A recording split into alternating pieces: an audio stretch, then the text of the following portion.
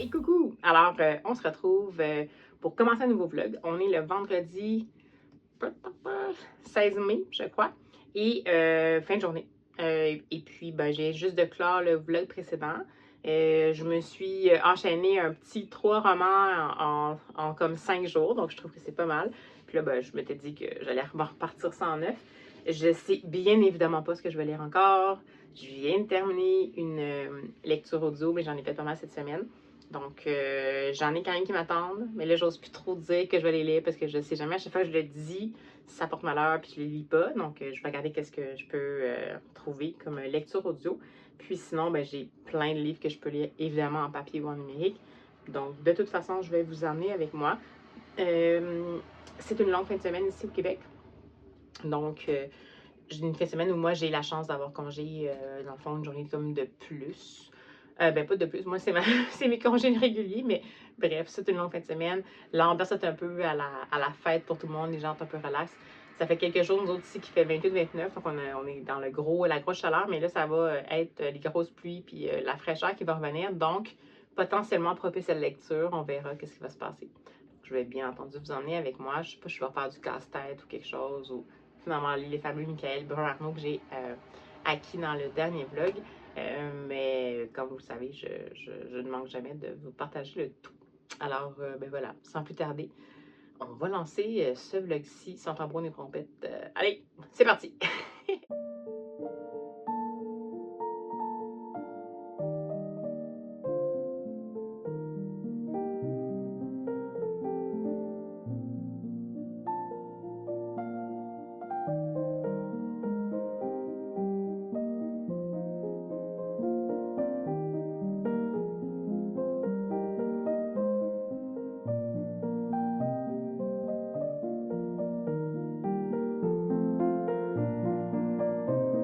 Tellement de sororité, je trouve vraiment que c'est très bien écrit, que ça va d'un personnage à un autre sans que ça soit embêtant. De mon côté, j'alterne entre les deux formats de lecture vu que je les lis en papier et je l'écoute en audio sur Nextory. Donc, ce qui fait que je le mange à une vitesse pas possible. 6 minutes que je lis, c'est pas une bonne nouvelle. Puis oui, ok, peut-être que ça a été exacerbé par le fait que on est au 6e jour de ce vlog, je suis un peu fatiguée, mais je crois vraiment quand même que même dans un autre contexte, j'aurais pas aimé ce livre plus que je l'ai fait. Il manquait encore une fois de meurtre. Tu peux pas me vendre une série de genre tueurs en série qui s'aiment à côté. Non, non, c'est des gens qui s'aiment puis qu'ils tuent parfois des gens à côté. Hey, bonjour!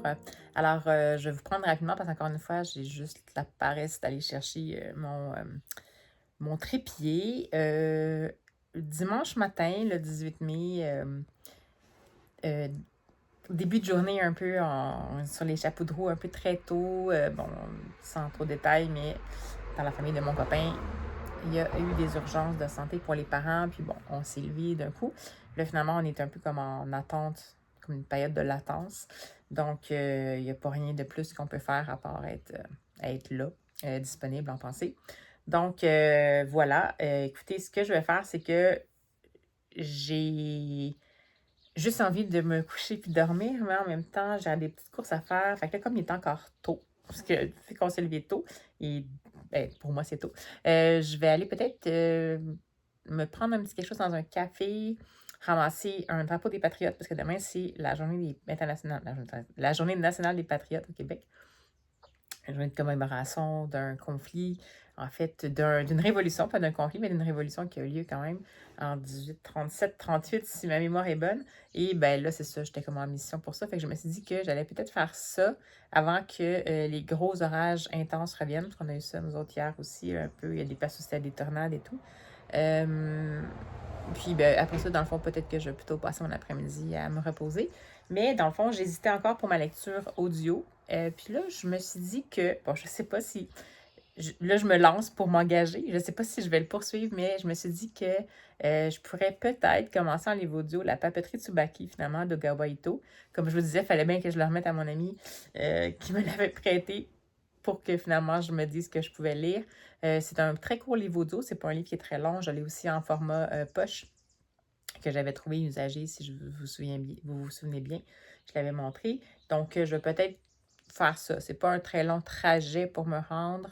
Je n'ai peut-être pour 1h30 au total, peut-être aller-retour, 1h30, 2h. Fait que je vais pouvoir avancer un peu là-dedans. Puis pour la suite, ça va être repos, vlog, et puis on verra aussi s'il y a d'autres développements là, du côté de ma belle famille. Donc, on va voir. Mais bon, je vais juste faire un petit coucou pour au moins poursuivre le vlog, vu que je n'avais pas vraiment nourri le tout, sauf avec des images de Leica que vous voyez plus souvent ces temps-ci. Mais elle est très colleuse, je ne sais pas pourquoi ces temps-ci, donc on en profite. Puis voilà, elle fait partie de la famille, dans le fond. Alors, on se dit à bientôt!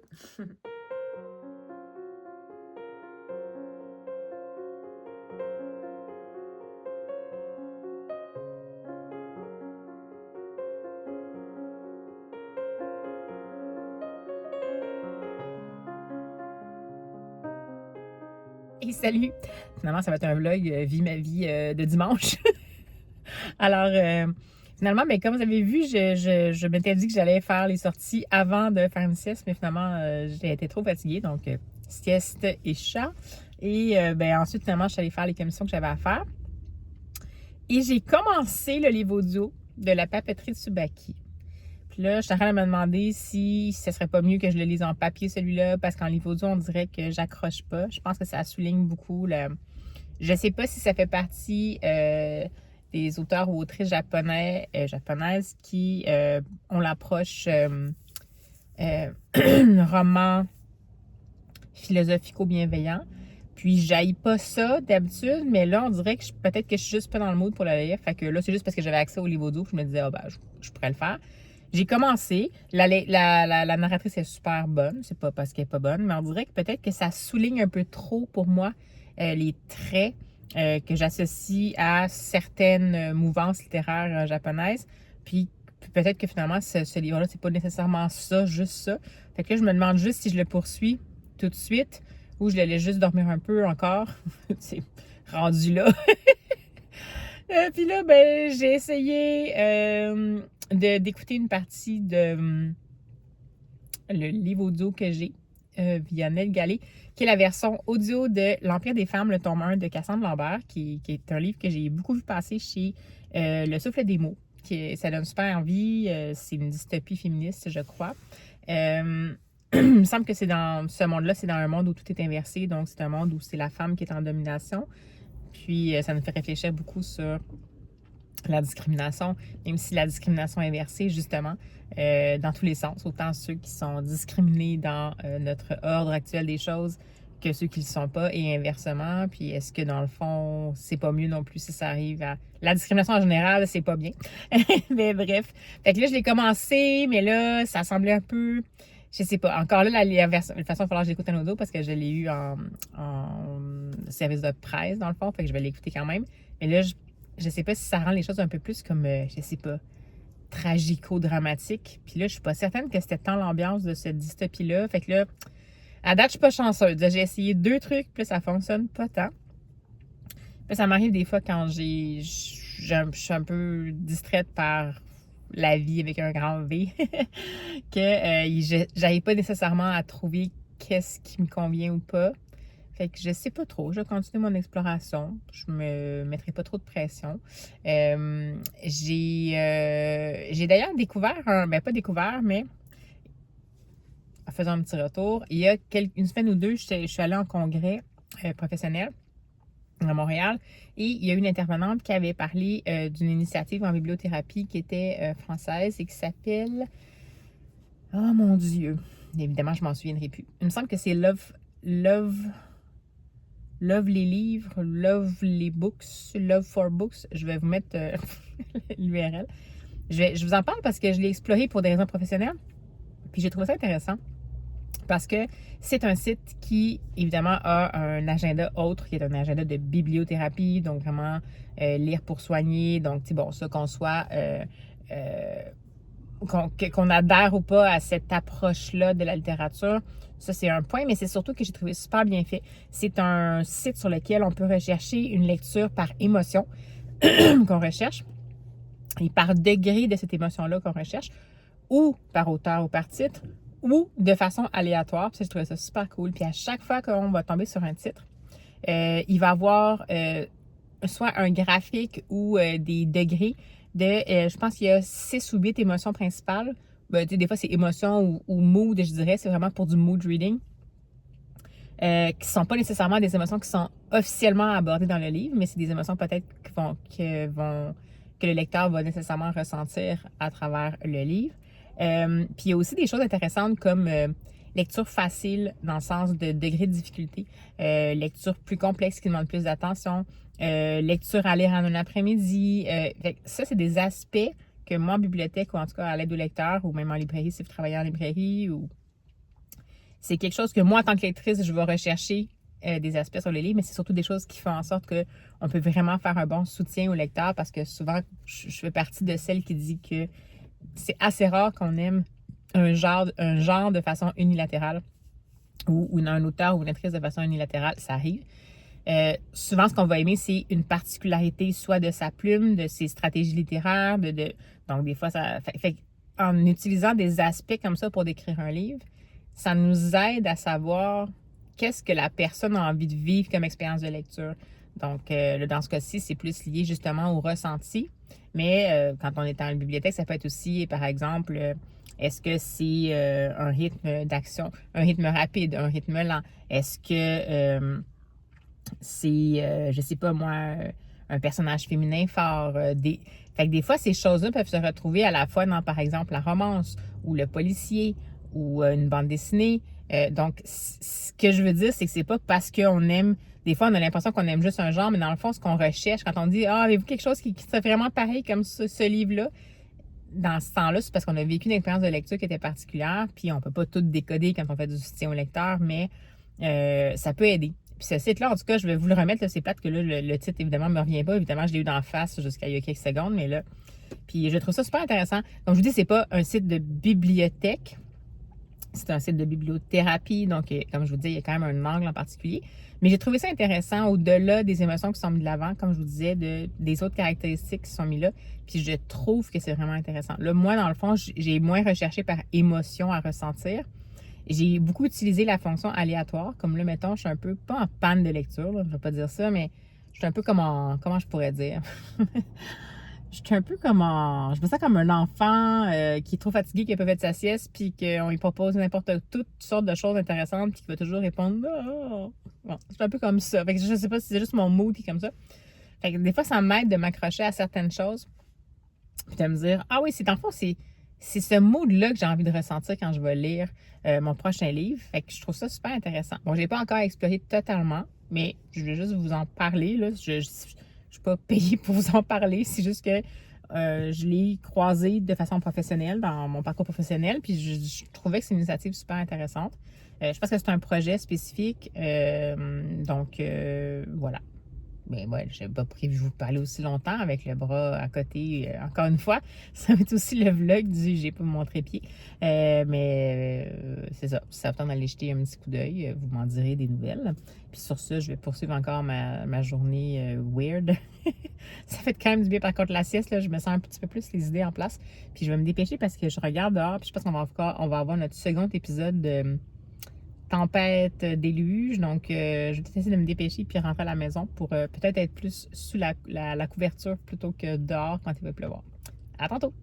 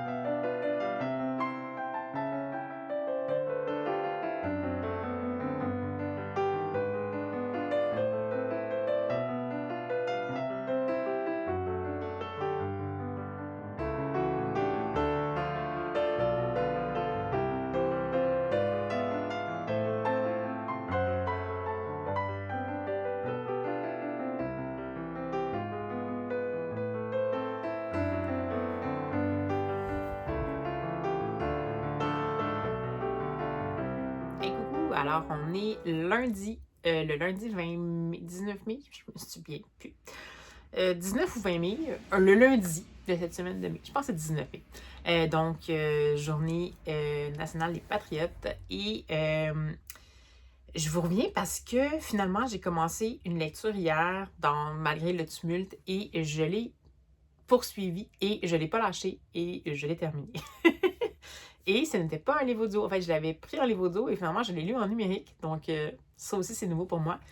Et c'est, je me souviens même plus si je vous ai parlé que j'envisageais ça, mais c'est un des tomes de la série. Ouais.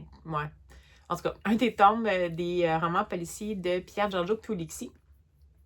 Je sais pas si. Oui, puis c'est Le Chant des Innocents, qui finalement se trouve à être chronologiquement. Elle se situe chronologiquement avant L'Île des âmes et L'Illusion du mal, qui sont en fait les livres qui ont été publiés en français avant Le Chant des Innocents. Donc, on se retrouve encore avec cette fameuse réalité où il y a l'ordre de publication et l'ordre chronologique. Donc, pour rappel, en ordre chronologique, ça serait Le Chant des Innocents, L'Île des âmes, L'Illusion du mal, La Septième Lune et je me souviens plus le petit dernier.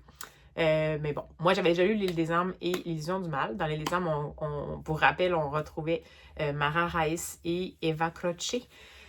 Sur l'île de Cagliari, je crois, il me semble. Bon, puis justement, c'est un duo assez improbable qui résolvait des choses qui étaient un peu plus liées à un rituel.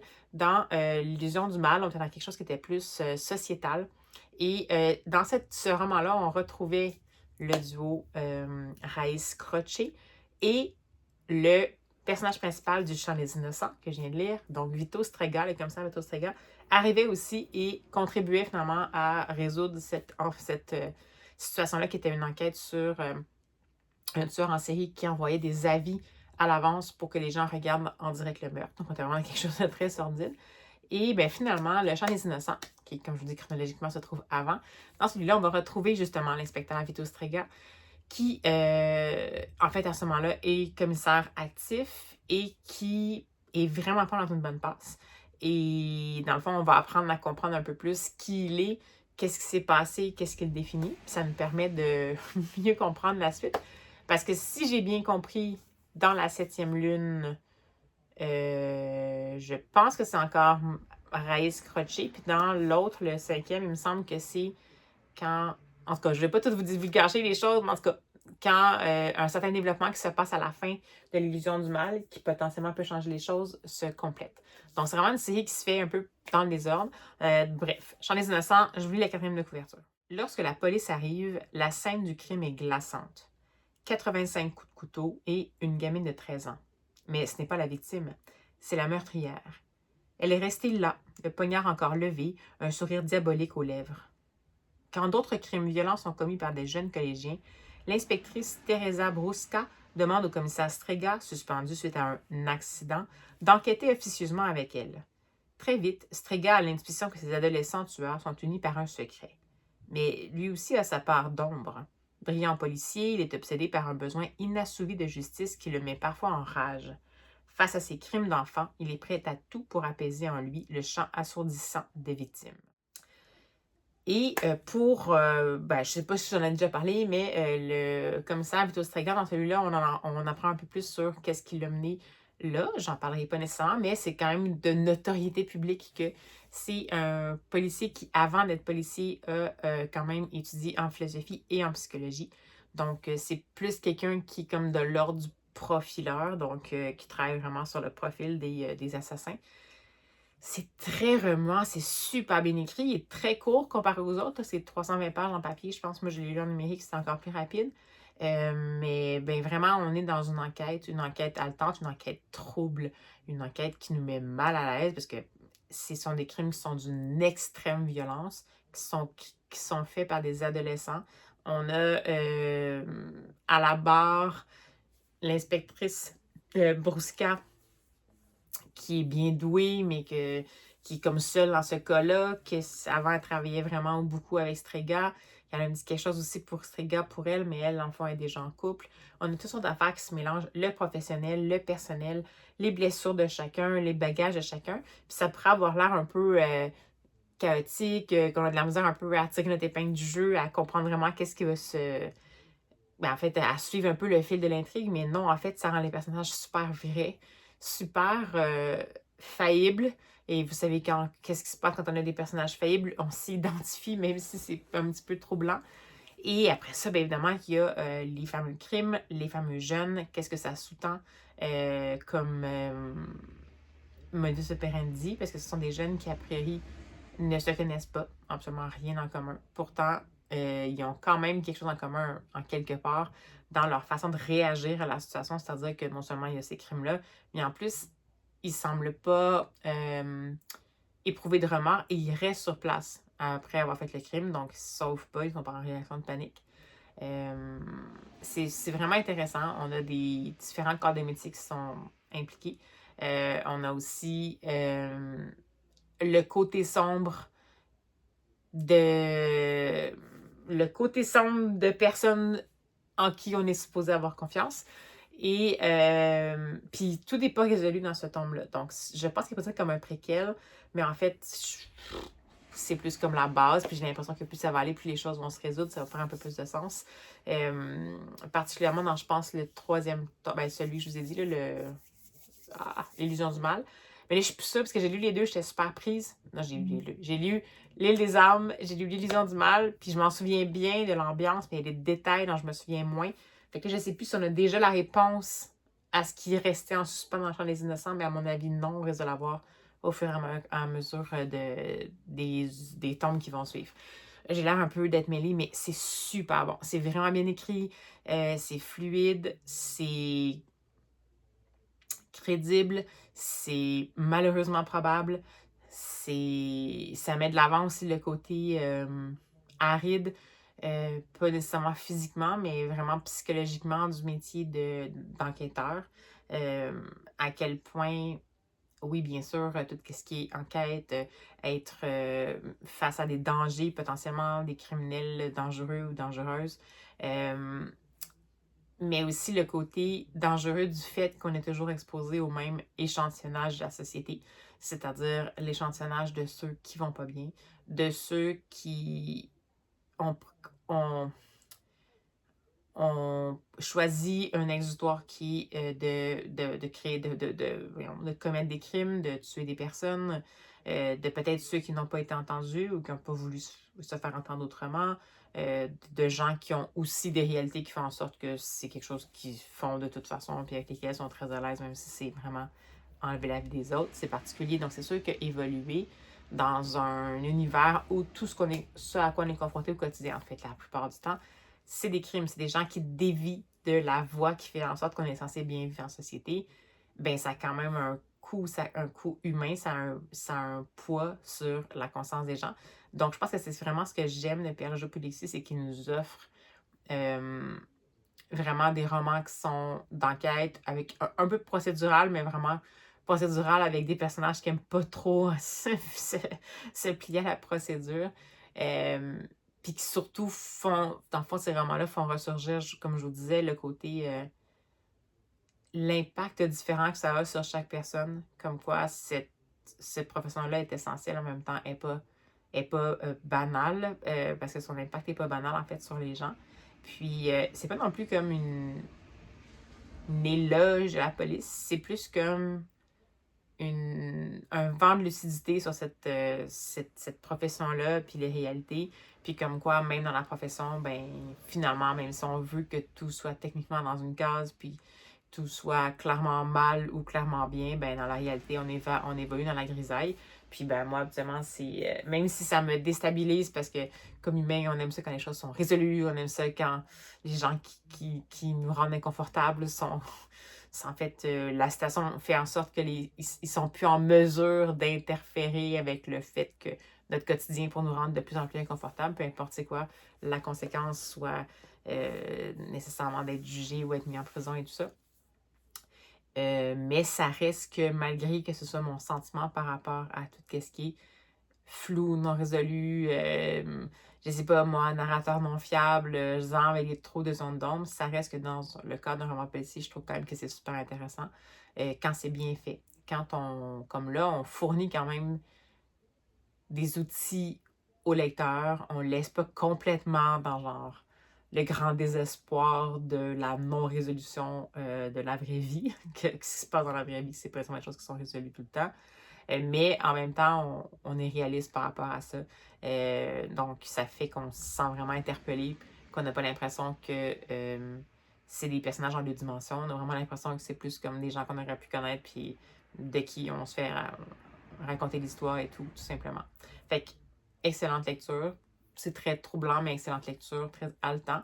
Pour avoir lu L'île des âmes puis Les Lions du mal en premier avant Le Chant des innocents, je suis pas nécessairement fan de les lire dans leur ordre chronologique d'intrigue, parce que des fois, je me dis, l'auteur a voulu les faire publier d'une certaine façon, donc pourquoi pas. Mais dans ce cas-ci, je pense quand même que ça aide, parce que vu qu'on va recroiser Vito Strega par après, pourquoi pas commencer plutôt par Le Chant des innocents, puis ensuite enchaîner avec L'île des âmes puis Les Lions du mal. Donc voilà, si jamais vous ne l'avez pas encore lu, puis que vous voulez commencer Pierre Jopolici, je vous suggère de commencer avec Le Chant des innocents. Puis sinon, ben, moi, c'est pas ça que j'ai fait, comme je vous dis, puis je viens de lire le Chant des innocents, puis j'apprécie quand même beaucoup la situation. J'ai pas eu l'impression d'être comme, d'avoir l'impression que si j'avais eu ça avant, ça aurait été vraiment si différent, mais là, je suis comme contente de vraiment mieux apprendre à apprivoiser un peu ce personnage-là, auquel on s'attache vraiment, mais en même temps, qui est comme, il va pas bien, là. Puis oui, on pourrait dire que c'est un cliché, parce que, tu sais, les policiers, ils vont pas bien, c'est comme un peu classique, mais comme je vous disais, moi, ce que je trouve que ça met surtout en lumière, c'est que, oui, le milieu en tant que tel n'est pas super sain, même s'il peut être rendu le plus sain possible dans les circonstances, avec des outils pour les gens qui travaillent dans ce milieu-là, mais aussi que ça va attirer certains types de personnalités ou certaines personnes qui ont certains bagages. Parce que veut pas, qu'on l'admette ou pas, ben, les gens qui vont se dévouer à ce travail-là, ben, ont peut-être d'autres raisons aussi, qui ne sont pas des raisons négatives, mais qui sont des raisons qui font en sorte qu'ils vont justement s'obstiner puis vouloir poursuivre dans ce chemin-là pour essayer d'aider en fait les autres, au détriment des fois de leur propre santé mentale. Donc, voilà. Alors, ben, excellente lecture. Coup de cœur, je sais pas, mais en même temps, je pense que c'est quand même mon préféré, je pense, dans les trois. Mais je sais pas quoi dire. J'ai vraiment beaucoup aimé L'illusion du mal. Je, je pense que L'illusion du mal et Le Chant des innocents, pour moi, c'est assez égal pour le moment. Mais je pense quand même que c'est un tome qui est majeur, puis il faut vraiment avoir lu potentiellement pour mieux comprendre la suite. J'ai super hâte de lire les autres. Je me retiens un peu pour pas lire tout de suite la septième lune, puis le récent. Donc j'ai vraiment oublié le nom, mais que je le trouve rapidement. Je m'excuse si je me frotte le nez, mais j'ai des allergies. C'est le temps des allergies. Alors, ça serait Stella, donc le plus récent. Donc, c'est Stella qui est le 5e tome, dans le fond, de cette série-là. Alors, j'arrête de papoter comme ça avec vous et ben, je m'en vais poursuivre ma petite soirée. C'était une fin de semaine particulière, comme je vous ai dit. Je ne m'étendrai pas sur le sujet, mais la situation dans laquelle on est par rapport à ma belle famille n'est pas résolue, donc on pense faire à mon beau-père, mais fait que c'est sûr que ça occupe une partie de mon cerveau. Mais en tout cas, là, ça m'a surpris parce que j'ai été en mesure de lire ce livre-là sans nécessairement avoir à l'écouter. Puis, je me suis dit que je pensais pas que j'allais avoir la concentration pour ça. Fait que voilà, bien heureuse d'avoir surtout lu au complet sans écouter le livre. C'est bien, ça fait différent. Puis je vais voir ce que je vais lire pour la suite. Pas décidé encore. Retour au boulot demain, semaine encore giga occupée, mais 4 jours. Donc peut-être que je vais pouvoir avoir du temps un peu pour respirer dans tout ça. En tout cas, je me le souhaite. Allez, à plus tard. Bonsoir. Alors, on se recroise. On est mardi le 20 mai en fin de journée, comme vous pouvez voir, avec ce savoureux éclairage artificiel. Parce que je m'étais dit, cette semaine, je ferai peut-être pas de lecture audio, je vais essayer de faire juste de la lecture papier ou numérique. Mais bon, j'ai écouté des podcasts ce matin dans mes déplacements. Puis là, je me suis dit que j'allais explorer un peu les possibilités. Quand même des livres audio sur la plateforme audio, donc la plateforme francophone de Radio-Canada. Donc, qui est une plateforme, pour ceux qui ne connaissent pas, qui propose en fait les émissions de radio de façon asynchrone ou de façon en direct, avec aussi des podcasts, des livres audio qui sont produits en fait par la Société Radio-Canada et par les comédiens et tout. Puis là, ben, dans le fond, je suis tombée sur un livre qui ça fait longtemps qu'il était là. Puis ça m'a rappelé vraiment des souvenirs. Et c'est le livre, criez pas ceux qui ont été obligés de le lire au cégep, c'est le livre Le Libraire de Gérard Bessette, publié initialement aux éditions Pierre Tisseur, je me souviens pas en quelle année, 1960.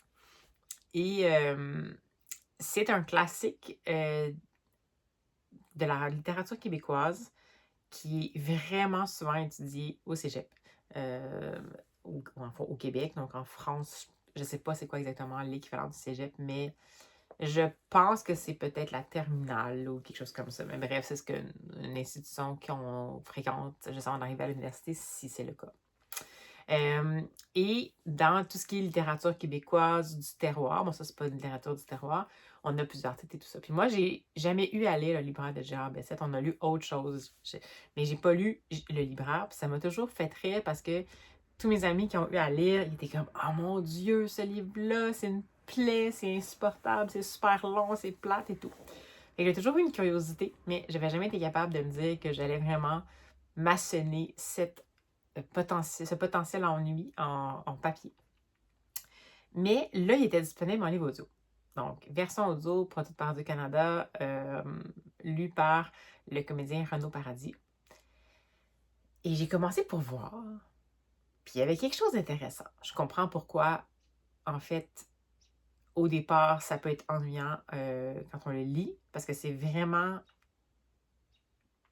un étrange ton, une étrange plume. C'est un... Je vais vous lire avant qu'est-ce qu'il dit sur le livre pour que ça vous situe un peu, parce que je sais bien que le titre c'est Le Libraire, mais là, je viens de me rendre compte que j'ai passé par-dessus tout ça. Donc, je vous lis qu'est-ce que la description qu'en est faite sur la page de Radio-Canada, donc qui est dédiée à ce livre-là, Le Libraire de Gérard Bessette aux éditions Pierre Tissard, mais je pense que c'est quand même issu de une présentation de l'éditeur. Dans ce roman paru en 1960, Gérard Bessette se livre à une féroce critique du traditionnalisme de la société québécoise en racontant l'histoire d'un petit village où l'on pratique encore la censure des livres. Le livre prend la forme du journal intime d'Hervé Jodoin, un homme désabusé qui accepte un poste de libraire à Saint-Joachim, un village encore soumis à l'Église où la lecture est considérée comme un acte suspect par les élites religieuses et politiques. Victime de la censure officielle, le fameux Index. Dans ce livre devenu un classique, qui est au programme dans plusieurs écoles, Gérard Bessette dénonce l'emprise que l'Église avait sur les Québécois avant les années 60, surtout au plan sexuel et culturel. Son anti-héros, qu'on a souvent associé au Meursault de l'étranger de Camus à cause de son indifférence, s'oppose au régime de censure en vendant des livres proscrits, conservés dans un capharnaüm secret, livrant sa tranquille révolte contre un régime obscurantiste. Bon. C'est ce qu'on en dit officiellement, puis c'est pas vraiment un résumé, mais une partie qui est de résumé, puis le restant, c'est plus comme une critique. Mais en gros, comme ça dit, on suit Hervé Jodoin, qui est vraiment un homme désabusé, c'est exactement le bon mot. Je sais pas, il est en perte d'instinct de vie, on dirait, d'intérêt pour la vie. Il est pas déprimé, il veut pas se lancer en bas d'un pont, mais complètement détaché. On ne sait pas trop ce qui s'est passé avec lui avant. On ne sait pas trop où il a l'intention d'aller. Puis, on sait qu'il quitte un emploi qui était répétiteur dans un collège privé. Puis, on sait qu'il se ramasse un peu par hasard dans un bureau d'aide à l'emploi. Et que un ancien ami d'enfance, je pense, ou je ne sais pas trop quoi, une connaissance, va finir par le voir là. C'est un intendant, puis il va dire « Ah, j'ai peut-être quelque chose pour toi, je vais t'envoyer là. » Donc, il propose un poste à Saint-Joachim comme commis, donc commis libraire. À la librairie Léon, c'est La Chance, Léon? Je ne me souviens plus son nom. La librairie Léon, je pense, c'est ça le nom. Mais le propriétaire, je me souviens plus c'est quoi son nom de famille. Puis, ben bon, ce qui est dit là, c'est ça, c'est quelqu'un... Bon, finalement, on va suivre, évidemment, le fameux Hervé Chaudouin qui va se diriger vers Saint-Joachim. Puis, c'est à travers des entrées de journal intime. Donc, c'est quand même déjà un peu audacieux pour l'époque, dans le sens où c'est un... Ben, pour l'époque. On en a eu des correspondances à l'époque, jadis, genre au 18e, 19e siècle, mais pour un livre qui est paru en 1960, dans un Québec qui vient de sortir d'une période de grande noirceur à l'époque avec Maurice Duplessis, où est-ce que l'Église était toute puissante, où la littérature québécoise était comme, à la limite, toujours comparée à la littérature française comme étant quelque chose qui était moins important ou moins peaufiné et tout.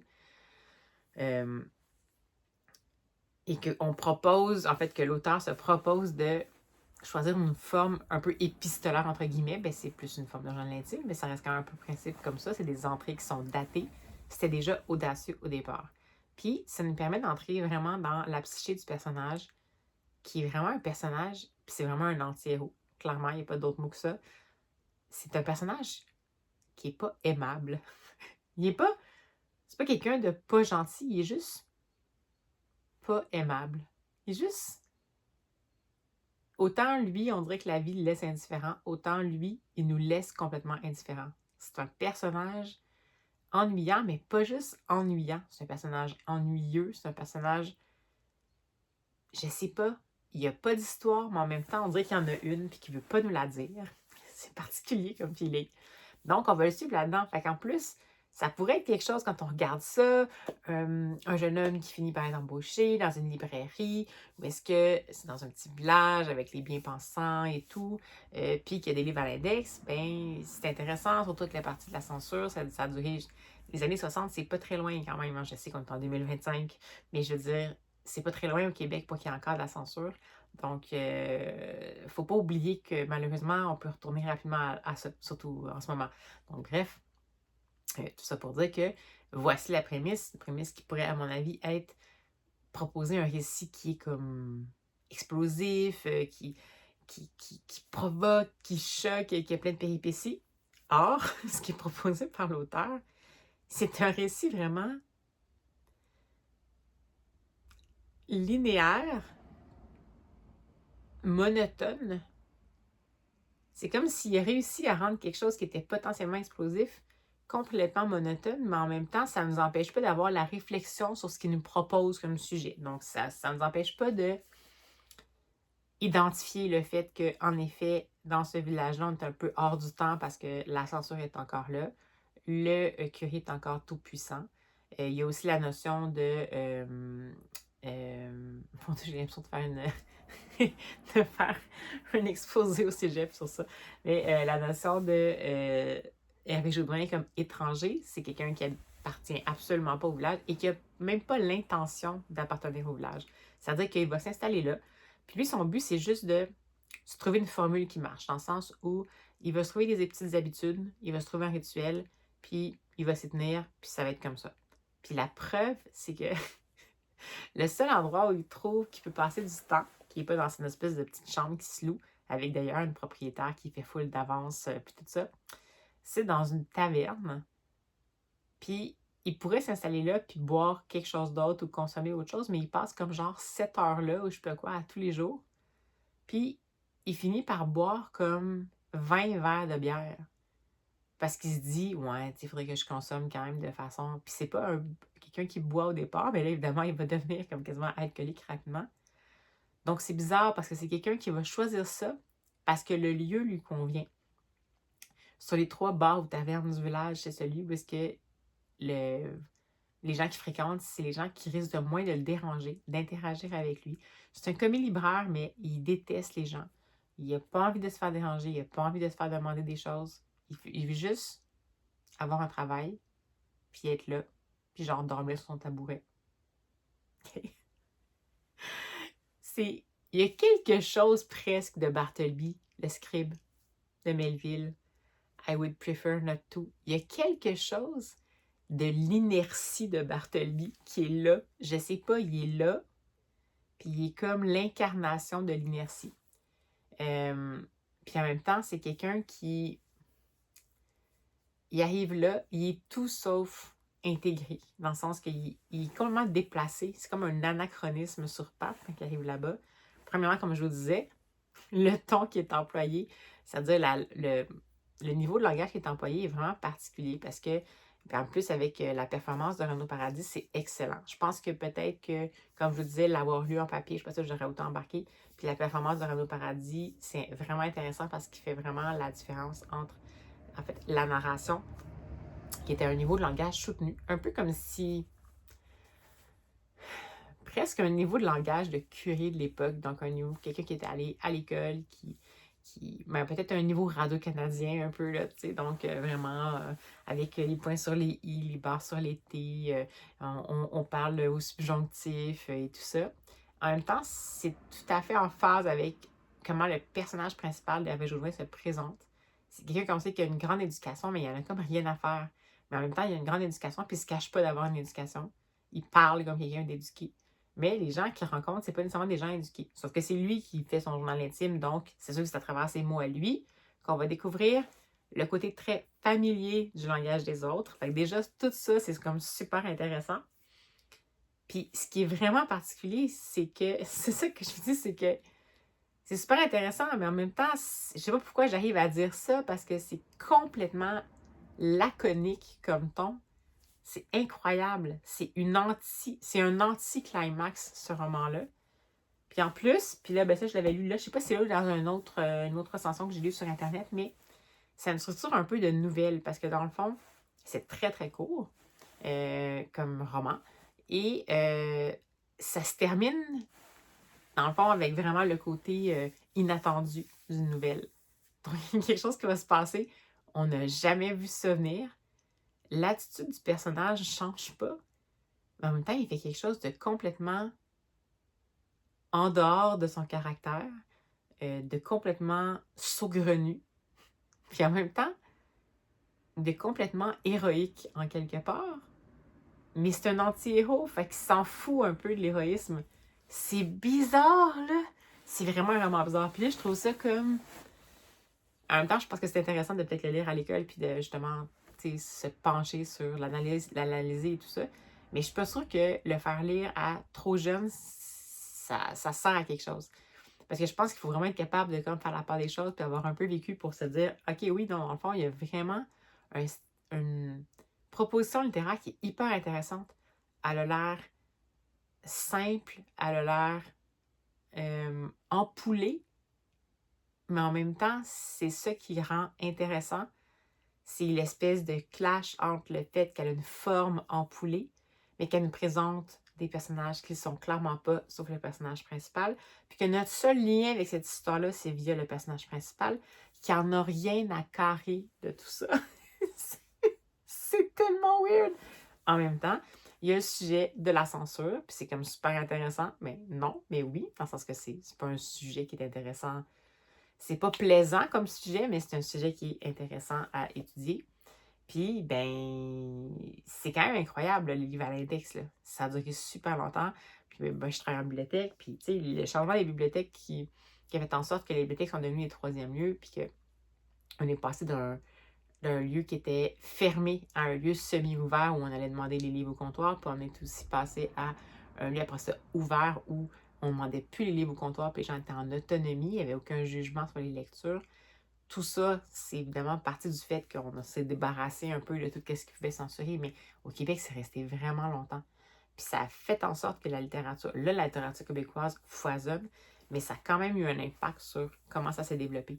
Puis qu'est-ce qui est sorti à l'époque, dans le fond, dans les rares qui ont osé en fait écrire ou qui ont osé faire des choses, il y avait beaucoup de choses qui étaient subversives, comme nécessairement un peu comme pour casser un plafond en fait de verre et peut-être pas de verre dans notre cas, là, c'était peut-être plus, je sais pas, quelque chose de moins cher que du verre, vu que c'était pas les Québécois n'avaient pas nécessairement les moyens à cette époque-là, là, mais bref, j'ai trouvé ça super intéressant. Je ne pourrais pas dire que j'ai aimé ça, je ne pourrais pas dire que j'ai eu un coup de cœur pour ça, mais j'ai été vraiment fascinée puis impressionnée par à quel point quelque chose qui a l'air aussi terne de l'extérieur. Puis là, je dis pas ça négativement, là, mais à quel point ça pouvait receler des choses qui étaient des stratégies littéraires, des thèmes abordés, des pistes de réflexion importantes. Puis même si on n'est pas à l'école puis qu'on n'a pas envie d'en faire l'analyse, c'est intéressant. Puis je vous dis, si jamais vous voulez lire,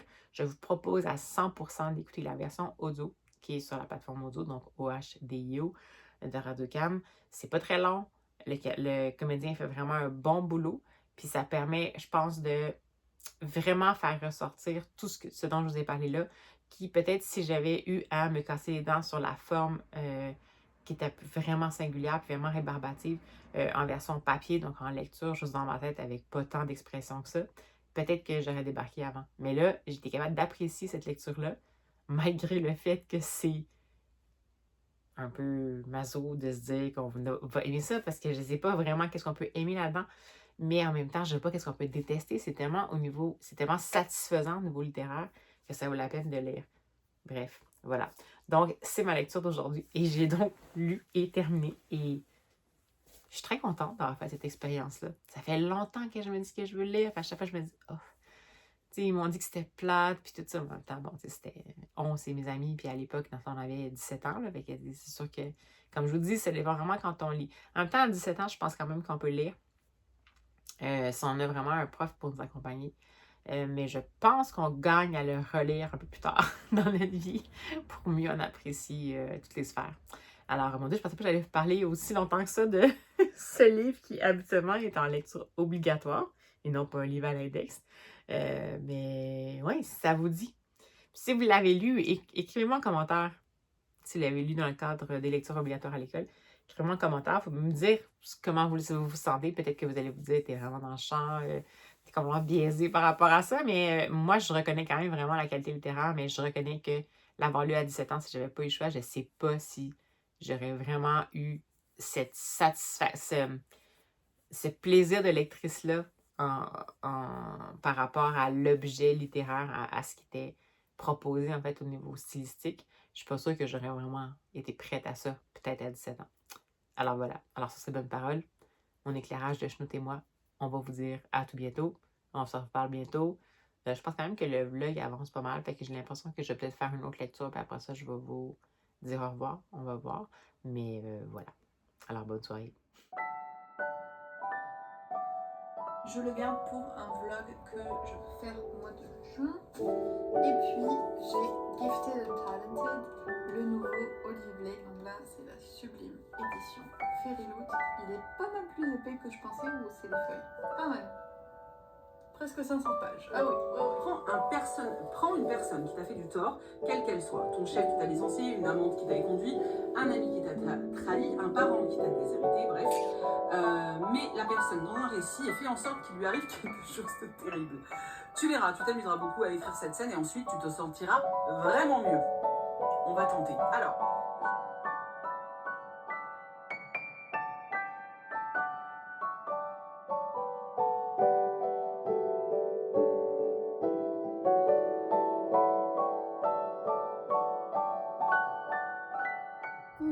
Alors, me revoici, pause repas, encore une fois rapidement parce que j'ai pas mon trépied. En plus, j'y ai pensé ce matin, mais j'étais juste comme, j'avais la flemme d'aller chercher. Je vous parle rapidement parce que, finalement, hier, je me suis dit, je vais essayer ma fameuse petite lecture dont je vous parle depuis un ou deux vlogs, qui est le livre que ma mère m'a recommandé, en fait, qu'elle m'a prêté même pour que je lise, qui est le tout récent Perrine Leblanc, qui est Petite Nature, publié chez Marchand de Feuilles. Et bien, je l'ai commencé, puis finalement, ça m'a bien plu. On est vraiment dans un carnet d'auteur, mémoire, morceaux de mémoire, bribes de quotidien. Donc, on voit la rencontre de Perrine Leblanc, son intériorité, sa façon d'appréhender la vie un peu, et surtout basé sur le fait qu'elle a déménagé en Gaspésie depuis un moment et qu'elle se sent de plus en plus connectée à la nature. Évidemment, le titre « Petite Nature » est un jeu de mots, j'imagine, entre la nature en tant que telle et l'expression quand on dit « t'es donc une petite nature », quelqu'un de super sensible, parce qu'on met de l'avant sa grande sensibilité par rapport à différents aspects de la vie, à différents, que ce soit nature ou humain. Donc, là, je suis là-dedans, je suis rendue à peu près à la moitié, je vais sans doute le terminer. Je l'ai lu ce midi, mais j'ai eu des commissions à faire, donc finalement, ça s'est pas fait. Mais je vais peut-être le finir ce soir. J'ai un giga mal de tête, donc je sais pas, j'espère que je vais être correcte pour ce soir, mais c'est pas grave. Ces temps-ci, c'est les allergies, ça va avec pour moi, mais j'aimerais ça. On va toucher, je sais pas s'il y a du bois, ma tête, j'imagine. Et sinon, je m'étais dit que j'allais pas commencer un autre livre audio parce que, bon, j'essayais de me dire que j'allais lire différemment cette semaine. Puis je m'étais dit, je vais mettre des podcasts, mais ce matin, je suis tombée sur un livre audio qui était disponible par le biais de ma bibliothèque. C'est chez Écouter Lire et c'est de Edgar Morin, que j'avais entendu à la Grande Librairie, il me semble, il y a 3-4 émissions. qui parlait justement de sa perspective, parce que c'est quelqu'un, je pense, qui a vu le siècle passé, si je me souviens bien, il me semble que dans les 80, j'espère que je ne l'ai pas trop vieilli, et qui est un écrivain historien, je me souviens plus, historien, je pense, ou sociologue, ou peu importe, là, et qui se prononçait justement sur comment on peut apprendre du passé pour construire le présent un peu autrement. Puis dans le fond, ce livre-là, c'est Y a-t-il des leçons de l'histoire? Ça s'intitule comme ça. C'est un petit essai de rien parce que ça dure, je pense, 1h50 en livre audio. Et c'est super intéressant. Là, il me reste une vingtaine de minutes. S'articule sous la forme de leçons d'histoire. Puis c'est intéressant. Il va faire beaucoup référence à lui, son apprentissage, à lui, comment ça s'est fait, autant au niveau formel que qu'est-ce qu'il a tiré comme leçon, en fait, entre guillemets, de la réalité qu'il a vécue, puisqu'il a vécu plusieurs guerres.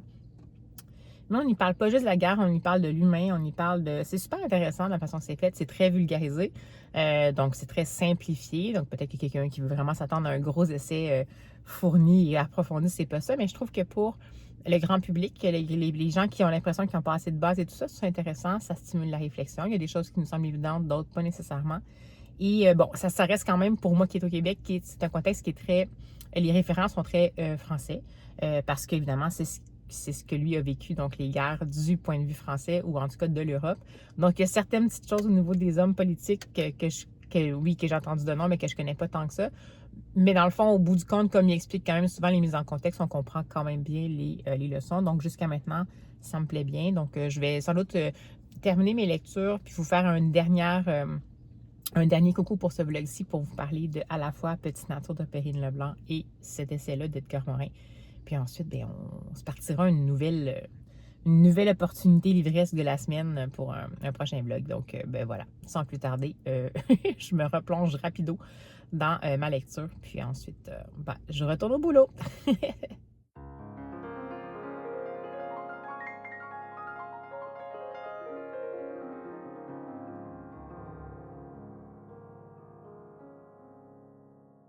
Coucou! Alors, comme promis, on se retrouve, on est le jeudi. Je me souviens plus des dates. J'ai eu trop mal à la tête. 22 mai. Et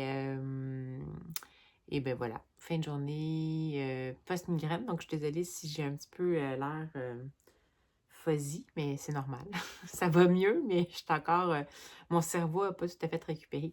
Je vous reviens parce que j'ai en effet terminé mes 2 lectures.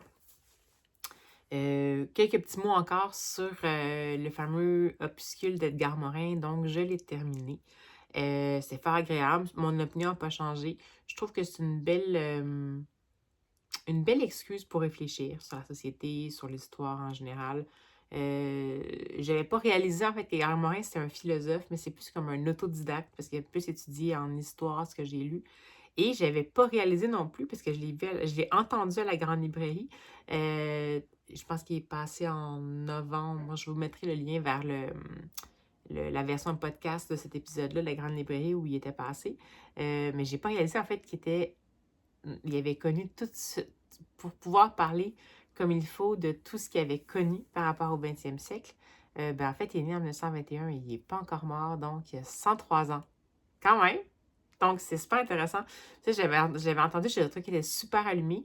Puis, je sais pas, dans ma tête, je me disais avec 90 ans, peut-être quelque chose comme ça. Je sais pas comment mon calcul mental s'est fait pour qu'il ait 90 ans puis qu'il ait vécu tout ce qu'il avait vécu, mais c'est pas grave. Puis là, je trouve ça encore plus fascinant de voir que un homme de 103 ans qui a vu passer tout ce qui s'est passé dans le 20e siècle a réussi à nous proposer, dans le fond, une espèce de... C'est comme si c'était un peu un manuel pour rester alerte par rapport à l'histoire puis à l'humain, mais c'est pas du tout pessimiste. C'est-à-dire que ça va mettre de l'avant quand même des conclusions qui sont tirées de l'histoire, donc c'est pas toujours joyeux, c'est plutôt un apprentissage de la lucidité, mais c'est pas un apprentissage de... comment on pourrait dire? Du misérabilisme ou de la victimisation d'une situation. C'est plus de vraiment la lucidité, puis qu'est-ce qu'on peut faire avec cette lucidité-là, finalement, pour la suite. Est-ce qu'on pourrait pas peut-être l'utiliser pour essayer de s'assurer que les choses soient de mieux en mieux finalement, mais sans nécessairement nier qu'est-ce qu'il y a eu dans le passé. J'ai trouvé ça vraiment inspirant, super simple comme je vous disais, vraiment vocabulaire, bon, idée un peu plus complexe, mais très, très, très vulgarisée, proposée sous forme de leçons à retenir, donc conseils pratiques pour nos esprits qui ont de la misère à tenir le coup au niveau de l'attention maintenant en 2025, que je trouve que c'est vraiment une bonne façon. Ça me donne envie aussi de peut-être découvrir d'autres de ses œuvres. Il était très prolifique, évidemment. Fait que pour tout le monde, Edgar Morin est hyper connu. Mais moi, dans le fond, j'avais vu passer son nom, mais j'avais pas vraiment associé une pensée à ce nom-là. Donc, super content de l'avoir découvert. En version audio, c'est intéressant aussi. C'est Thierry. Je vais mettre le nom parce que je sais que c'est quand même une bonne pratique de mettre c'est qui le narrateur. Thierry, c'est pas Leblanc, je suis pas sûre. Je vais vous mettre le nom. Qui s'est occupé de mettre en voix tout ça. Puis je trouve que c'est très approprié. C'est pas hermétique du tout. Ça rend les choses relativement dynamiques. On est quand même dans quelque chose de sérieux, mais ça rend quand même les choses relativement invitantes. Donc, voilà, pour ma lecture. Sinon, j'ai finalement terminé le fameux Petite Nature de Perrine Leblanc. C'est chez Marchand de Feuilles. J'ai beaucoup aimé ça. C'est drôle parce que c'est un livre que ma mère, comme je vous disais, m'a prêté parce qu'elle voulait que je le lise, puis qu'on en parle. Puis on va en parler éventuellement, mais là, elle va quand même avoir, parce que je sais qu'elle écoute mes vlogs, elle va quand même avoir un peu mon opinion sur le sujet. J'ai beaucoup aimé ça, c'est très doux. Je vois pas comment on peut ne pas aimer ça, dans le sens où c'est vraiment, comme je vous dis, c'est des miettes de quotidien, mais qui rayonnent encore plus par le fait que Perrine Leblanc a une plume superbe et qu'elle utilise aussi la nature qui est autour d'elle pour s'ancrer en fait, puis nous proposer cette espèce de beauté-là un peu en miettes, des miettes de beauté, on va dire.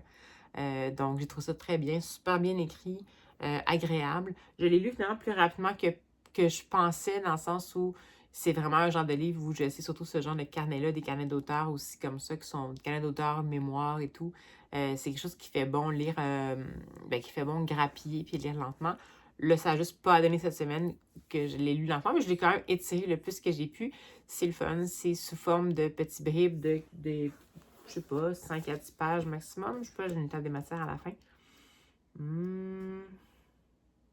Ouais, ça varie, mais disons, je dirais que c'est 5 à 10 pages maximum. Un peu comme ça ici. Donc, on a ici les intitulés qui sont en fait des points d'inspiration, qui sont des points qui se retrouvent aussi tous dans la nature dans laquelle, en ce moment, Perrine Leblanc habite, donc en Gaspésie. On sent que la nature est en effet, fait visiblement partie de sa vie maintenant, fait visiblement partie de sa vie personnelle, mais qui est devenue un peu comme sa muse ou son moteur peut-être de son écriture potentiellement. C'est quand même un carnet d'écriture parce que j'ai l'impression, parce que ça me donne... si on décrit pas vraiment des choses qui pourraient nous paraître anecdotiques ou pour lesquelles on ne va pas nécessairement aller avec l'écriture, la façon dont c'est raconté, c'est toujours une leçon d'écriture en soi. Donc, ça reste quand même Perrine Leblanc, ça reste avec une écriture qui est très soignée, qui n'est pas empoulée, mais qui est quand même très soignée. On sent, on est dans la dentelle, tu sais, on n'est pas nécessairement dans du serge de coton. On est dans la dentelle. Si, par exemple, je pouvais comparer, ben ça se compare pas, là, mais par exemple, voyons, Femme forêt de Anaïs Barbeau-Lavalette, qui n'est absolument pas du tout la même chose. C'est pas la même optique, c'est une fiction, un récit fictionnel qu'elle a proposé, mais la nature est quand même très présente aussi. Bon, par exemple, je prends Anaïs Barbeau-Lavalette. La plume d'Anaïs Barbeau-Lavalette, c'est une plume qui est en serge de coton, mais c'est pas négatif. C'est une plume qui est... on en sent la texture. C'est une plume qui est pas encore toute peaufinée, mais qui se targue de justement ce côté un peu rêche. La plume de Perrine Leblanc, pour moi, c'est vraiment de la dentelle. Puis pas dans le sens négatif non plus du terme. Donc, c'est de la dentelle souple, par contre. Pas de la dentelle rêche comme des petits collets qui grattent le cou là, dans les... les petits cols Claudine ou je sais pas quoi. Mais pour moi, c'est un peu plus de la dentelle. Donc, c'est sûr que ma relation à cette écriture-là, je trouve quand même que c'est une écriture qui est très fleurie. C'est pour ça que je vous dis que c'est une écriture qui fait bon déguster. Elle n'est pas sans rappeler pour moi l'expérience de lecture que j'ai ou l'émotion que me fait ressentir la plume par moment de Robert Lalonde, tout en me tenant un peu plus à l'extérieur. Pour moi, c'est une plume qui nous montre, mais qui ne fait pas... qui nous montre, qui nomme, mais qui ne me fait pas nécessairement vivre les choses. Par opposition à, par exemple, peut-être la plume d'Anaïs Barbeau-Lavalette, qui nomme et qui fait vivre, mais qui ne montre pas nécessairement. Et peut-être en comparaison avec la plume de Robert Lalonde, qui fait les trois. Qui nomme, qui montre et qui fait vivre. Donc, il n'y a pas une de ces trois plumes-là que je préfère, c'est trois plumes différentes. Cela dit, j'ai quand même toujours l'impression, quand on ne me fait pas vivre, que je me sens un peu plus mise à l'écart. Mais j'ai trouvé des petits bijoux d'écriture, sans surprise. Ma mère aime beaucoup, beaucoup à la fois la beauté et à la fois les mots et à la fois les bons mots, les mots qui savent dire. Donc, ça ne me surprend pas, en fait, que c'est quelque chose qui l'a interpellée. D'autant plus qu'il y a quelque chose à l'intérieur de ça qui potentiellement touche un peu ma réalité à moi, dans le sens où, bon, moi, j'ai fait le saut, j'étais un petit rat des villes et je suis devenue un petit rat des champs. Donc, j'ai fait un saut de la ville à la campagne et la campagne est devenue quelque chose pour moi qui est devenu un peu une campagne nourricière, mais pas parce que... pas juste parce que j'habite dans un milieu agricole puis que c'est le grenier du Québec, mais parce que pour moi, c'est venu chercher quelque chose finalement, puis je me suis rendu compte que ça me nourrissait beaucoup avec comment je suis, puis ce dont j'ai besoin en fait, puis c'était pas juste lié à la beauté, c'était lié à quelque chose de plus grand que soi, quelque chose de, je sais pas, moins de fébrilité ou une fébrilité différente et tout ça. Donc il y avait un peu ça, puis aussi le côté, je sais pas, comment on peut rêver sa vie. Il y a des points communs avec, clairement, je sais pas quel âge a Perrine Leblanc, mais je pense qu'on est nés vraiment la même année, puis on avait les mêmes référents. À un moment donné, elle fait des références à des émissions de télé qu'elle a suivies. C'était exactement les mêmes années. Elle a trippé sur Anne la Maison Pignon Vert, puis je me voyais beaucoup quand même là-dedans. Donc, c'est super intéressant. Je trouve que c'était comme passer un bon moment avec... on s'en va en visite dans un endroit qu'on n'a pas beaucoup visité. Puis ça donne qu'on a une de nos amies qui habite là. Puis elle nous invite chez elle, puis on passe un après-midi. Ça m'a donné cette impression-là un peu, ce livre-là. Donc, passer un après-midi avec Perrine Leblanc dans son nouveau lieu de vie et de création. Donc, pour ceux qui s'intéressent aussi à l'écriture, c'est pas, comme je vous dis, c'est pas identifié comme étant quelque chose qui est lié à l'écriture nécessairement, mais il y a quand même des moments où justement elle fait référence à elle, sa logique créative, comment elle fonctionne et tout. Et en même temps, elle va nous parler de son quotidien, puis on va comprendre que c'est aussi la chose qui la nourrit en ce moment. Donc, super intéressant. J'ai beaucoup aimé cette formule-là. C'est pas une formule que j'avais vue jusqu'à maintenant, elle était dans la fiction. Là, elle est dans les bribes, donc c'est différent, mais on est quand même plus dans les mémoires, entre guillemets, comme je vous disais, au carnet d'auteur. Je trouve que ça lui sied bien, cette formule-là, cette forme-là, ça lui sied bien. Je ne sais pas si, par contre, là, il en a fait un, je ne sais pas si c'est quelque chose qui pourrait rester, comme par exemple, Robert Lalonde en a fait plusieurs des carnets d'auteurs comme ça, puis c'est devenu un peu presque sa signature. Je ne sais pas si pour Perrine Leblanc, ça pourrait l'être, mais chose certaine, c'est quelque chose que j'ai beaucoup apprécié. Comme je vous dis, la seule chose qui fait que ça n'a peut-être pas été un coup de cœur, c'est que j'ai été interpellée, j'ai eu l'impression de me reconnaître par moment, mais j'ai pas eu l'impression de vivre ça. Puis cette partie-là, moi, dans le triumvirat, là, de... Je suis fatiguée, ça paraît. J'avais dit de nommer, de faire vivre, de nommer, de montrer et de faire vivre. Je me rends compte que maintenant, il faut vraiment que les trois soient là pour que ça fonctionne avec moi, pour vraiment que j'arrive là, à mon summum d'expérience de lecture. Mais sinon, c'est super intéressant. Puis je vous invite vraiment à découvrir, si vous avez lu du Perrine Leblanc dans ses fictions, et que ça vous a intrigué, est-ce que ça l'a fait ou ça ne l'a pas fait. Je pense que autant ceux qui sont des indécrottables de Perrine Leblanc qui veulent absolument toujours tout lire, ce qu'elle va lire, vont apprécier ça, même si c'est un changement de style littéraire. Puis ceux qui la connaissent pas beaucoup, c'est une bonne façon d'entrer peut-être dans sa plume avant d'arriver dans sa fiction. Je pense que ça donne peut-être une bonne idée justement d'où elle vient, où elle va, puis peut-être que ça me permet de déguster ensuite sa fiction différemment. Alors, sur ces bons mots et avec mon air très fatigué, je vais clore le vlog ici parce qu'il est déjà assez long. J'espère que ça vous a plu. N'hésitez pas à vous manifester en commentaire comme d'habitude si ça vous dit. Ça va me faire plaisir de vous lire. Puis j'espère que vous allez avoir des super lectures d'ici à ce qu'on se revoit. Puis on va se dire à la prochaine.